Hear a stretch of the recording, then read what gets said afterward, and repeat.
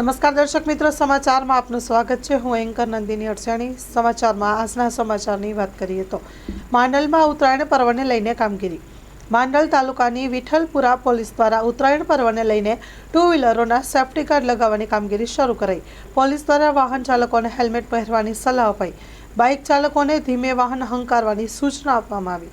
ઉત્તરાયણ પર્વના દિવસોને ધ્યાનમાં રાખી શહેરમાં ઉચ્ચ પોલીસ અધિકારીઓ દ્વારા જાહેરનામાનો ભંગ કરનાર વિરુદ્ધ કાર્યવાહી કરવા અને રસ્તા ઉપર વાહન ચાલકોમાં જાગૃતિ આવે તેને લઈને વિશેષ કાર્યક્રમો કરવા જિલ્લાની પોલીસોને પણ સૂચના આપવામાં આવી હતી।